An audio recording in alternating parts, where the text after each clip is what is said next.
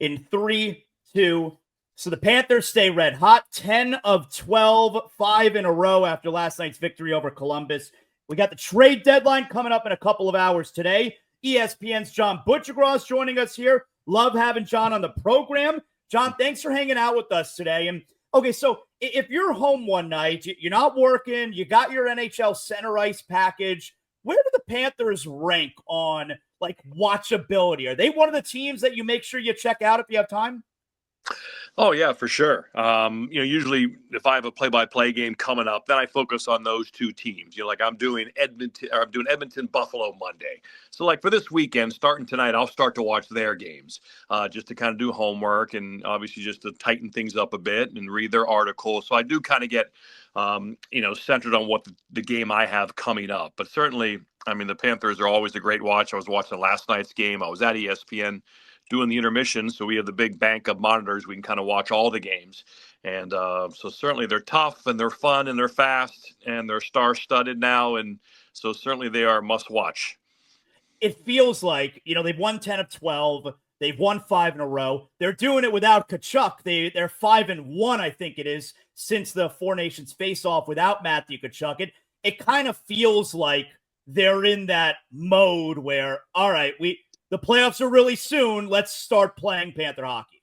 Yeah, right. I mean, to be in the finals 2 years in a row, that can take a lot out of you. But, for some reason, part of it is their youth. They are, they're not quite that team with a bunch of 30-year-olds yet. That's coming soon, but not quite. They're right in the prime of their lives, so they probably know how to take care of themselves. Even Paul Maurice said this year at training camp that they came in great shape.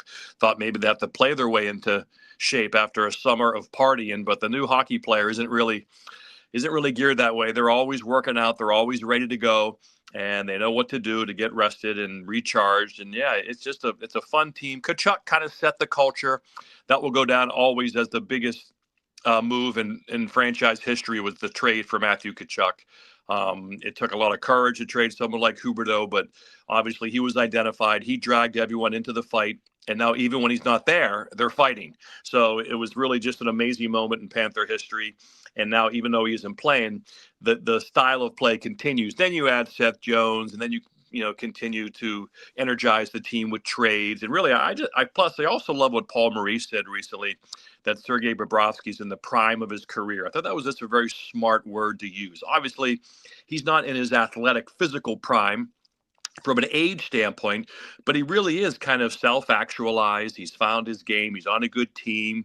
He's like in a sweet spot on how everything's going, how he plays, how he prepares. And I think that was a really neat word and phrase by Paul Maurice to frame it that way, to maybe it even made Bobrovsky feel younger that he said it that way, and gave the rest of the team confidence that he said it that way. And that's one reason why he's such a great Hall of Fame coach. I'll tell you, it's incredible what has happened with Sergei Bobrovsky here. All right. He's in year 6 of the 7-year contract right now. And the first 3 years, I mean, we couldn't, I wanted him out of town. All right. We couldn't wait. If the potential was, can we finally hand the keys to Spencer Knight and get rid of Bobrovsky? And then remember, he didn't start the Stanley Cup playoffs 2 years ago. Yeah. It was Alex Lyon.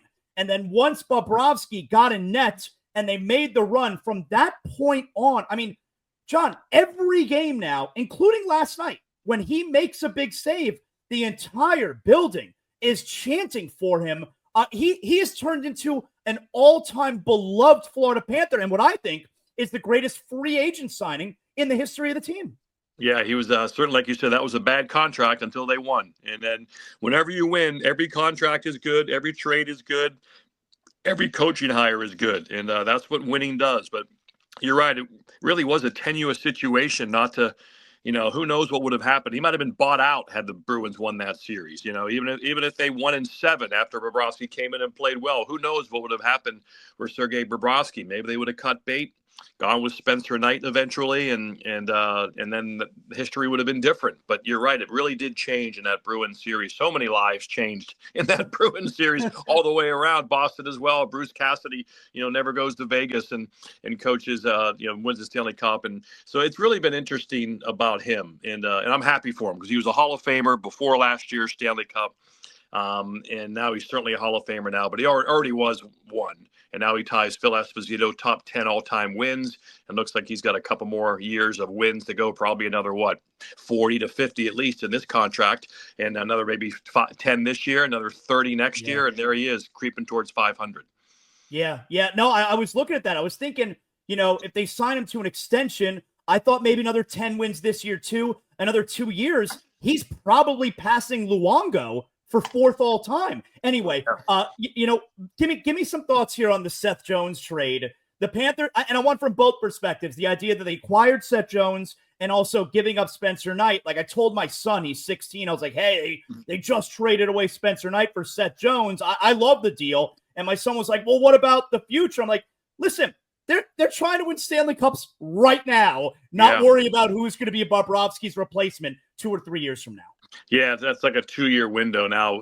With these teams, we have a great chance to win one or the next two. And part of it was Spencer Knight's cap. Like if he was still a $1 million guy, then he probably wouldn't have been traded. But, part of it was that salary. That's $15 million worth of goalies. I don't know if they're going to try to keep Ekblad now that they have Jones. It's going to be tougher. He certainly could take a little bit less and take a longer term to guarantee himself retiring as a Panther. Again, that's how I would do it. But, some of these athletes do that. And some of these athletes like Mikko Rantanen allows an agent to completely dictate his future. And I don't understand why these grown men do this. If Aaron Ekblad wants to stay in Florida, then make it work. Play 8 years for $5 million. You don't have to have 7 or 8. You've made a ton of money. You're in a great place. You live in a great community. But again, that's either here or there. In terms of a hockey standpoint, Seth Jones, puck moving, right-handed shot, big body, hungry to win. It's always good to get those guys who are looking for their championship, right? That kind of can energize the room because hockey players tend to be selfless and think of the others first and their teammates. So when you got to bring in a veteran who hasn't won yet, then that can give them a cause, give them a reason to block that shot, to go through those painful experiences in the playoffs. So, just that alone, besides his talent and what he can bring to the team, just also that extra little hunger factor like Oposo did last year. It's not a determining factor. Not every guy who gets a sentimental player wins the Stanley Cup, but it's just a nice little additive. The trade deadline is coming up at 3 p.m. Eastern today. Do you expect the Panthers to try and make another big move? I mean, we all know putting Tkachuk on long-term IR, it frees up money. They used a little bit on Nico Sturm. They used a little bit on Vanacek a couple of days ago. Of course, they could trade out a player and free up more money even. And specifically Mikko Rantanen, is he like, how good is he that teams are willing, or that the Hurricanes, I mean, they took a shot and it seems like it's not working. He may go to Dallas. Like, how good is Mikko Rantanen? Yeah, obviously, again, that's hard to say when you play with Nathan McKinnon and Kel McCarr when you're on the ice for most of your shifts with them on there. That makes life easier. But still, he did score 50 goals. Obviously, he's a big body, great hands, good creativity, plays a heavy playoff game as well. So when they won the Cup back in 2022, he's really noticeable. So that's why people have a huge value in him. Now, he's not a center, and so that's what's the difficult part is, do you trade for and pay wingers that much money, especially now as he approaches 30 years old. He's going to get a little bit slower, and so he's not going to be quite as dynamic. So it's a bit of a risk with him.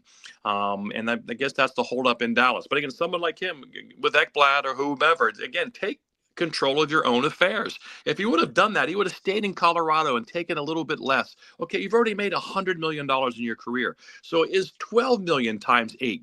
Just take that instead of asking for 13.2, and then they trade you to Raleigh, North Carolina, and now you might get traded again. And it's like, now you're not in the place you want to be, Colorado. But that's what you're getting in Rantanen. I think the Panthers maybe could add one more defenseman and make sure they go into the playoffs with 7 defensemen they trust in case there is an injury. Can they survive to one of their top 4, top 6? So I think maybe there. Sturm gives them a 60-plus face-off guy again, which is a really good move come playoff time.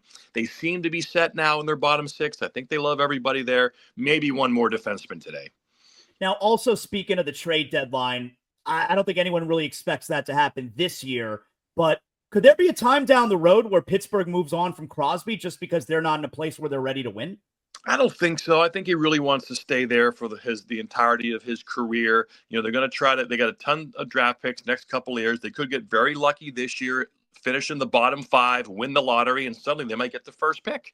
But certainly they're going to get a top 5 to 6 pick this year. So if they hit on this pick and he can maybe play as an 18 or 19-year-old, and they're freeing up a little bit of cap space, and they can kind of retool, that new NHL word, retool, which the Capitals did, the Blues are trying to do, where you try to kind of retool on the fly with a couple core pieces. The problem is, like, the Bruins are going to try to do that, but the Bruins have Swayman, McAvoy, Pasternak.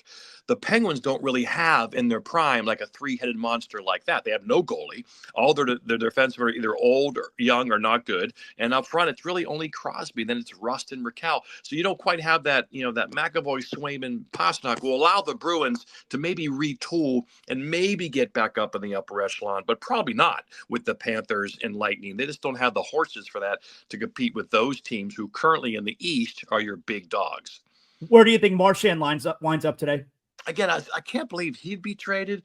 I just, he should sign a 3-year deal. Same thing. Again, Ekblad, Rantanen, whomever. He should stay there. If it's a little bit less, figure out the term. It sounds like he wants 3 years. They're offering it 2, which again is probably the smart move. So figure out a number at 3, whether it's 5 million, 4.9, 4 million for 4. Like just give the big cash number. Stay there. Retire a Bruin. Get your number retired and go in the front office with Patrice Bergeron, and they can succeed the Neely Sweeney, former Bruin 2-headed monster, and have a Bergeron Marchand front office 2-headed monster to kind of keep the Bruin tradition going. So I hope that's the case for Marchand. He shouldn't be traded today. Finally here, John, how incredible is what Ovechkin is doing? The most impressive part to me is it's not as if he's compiling. He's got 32 goals right now. And if he surpasses the mark this year, it's going to take him over 40 on the season for the team that's in first place in the Eastern Conference. It's wild. That's a good point. Yeah, most records, these kinds of records are long-term records in any sport are, in the end, they become compiling records. Pete Rose, things like that. But there are situations, whether it's LeBron, whether it's, Barry Bonds or whomever, for whatever reason, really bursted through records. And I've always compared Ovi to LeBron. In fact, they just don't get hurt. Like, they don't get injured. LeBron now spends millions of dollars to keep his body in Olympic shape, and Ovi does not. He eats Subway and Cheetos, and he's still busting out 50 goals a year. So, yeah, he's going to burst through this record. I always thought he had a chance because he was raised an athlete, mom, Olympic basketball player, dad, big, strong wrestler. He had genetics. He had the upbringing in Russia where sports was very important. He had the gift of hunger and love of hockey. He has an insatiable appetite to score goals. He has a joyful, youthful spirit about him. He gets more excited when his teammates score than when he scores, which is one of my favorite qualities in a hockey player. So he just has a lot of attributes, physical and emotional, that has enabled him for staying power, durability through his genetics, and then just the love of the sport. And now he has 2 young kids. And any dad will tell you, when you have 2 little boys, 2, 3, 4, 5, 6 years old, you want to be their superhero. You want to play for them. You want to bring them to the rink. You want to share your life with them. You want to show them how good their dad is. And so that timing his fatherhood to the end of his career, I think, is energizing him in a way that's given him an added incentive to keep playing. And after he breaks the record, to go for 1,000 goals to try to ensure that the record won't be broken in his lifetime. I always said, going back, 5-6 years, I wrote an article in 2010, kind of forecasting how he will break Wayne Gretzky's record. So people would have me on every now and then, and I would say, it's less likely that he doesn't get 1,000 goals than breaking the record. The record was, to me, it was a no-brainer. Wow. To me, it was more 1,000 goals. To me, is the question. At what point does Gretzky start following the Capitals? It's got to be 3 goals away, 4 goals away. It sounds like I heard the league looks like they want like 4, maybe. He's like, no, I think I'd rather do 2 or 3. I don't want to be flying around. I want to fly private, and I want to. So yeah, so that's what's the fun thing that your average sports fan probably doesn't realize. Like things like that, when it gets this close, now negotiations have to start with Gretzky. Like, what does he want? How do we get around? What does the ceremony look like? Do we stop the game? Do we bring Wayne down? Do we do it after the game? Do we do it in between periods? Like, all of these things have to coordinate like a giant song and dance. What do you think they'll do? Do they stop the game and bring Wayne down? I know. What if it's a big game where the other team's trying to make the Yeah. playoffs, right? And like you break their rhythm so I would think that you would do it like in between periods. Let's wait to in between periods or something. But yeah, you don't know. When Henry Aaron broke the record, everyone ran on the field. His mom ran on the field. His dad ran on the field, and it was something like that. But so maybe they read the room a little bit. If it is a team that's in the playoffs, maybe we don't. But if it's a team that's not out of the playoffs or has their spot secured, maybe then we do stop the game. But it'd be interesting to see how I'm sure those talks are ongoing as we speak. Yeah, incredible season it's been. It has John, excellent job on television, of course, and thanks for hanging out with us today. I really appreciate it. Love South Florida and good luck in the playoffs, Panther fans.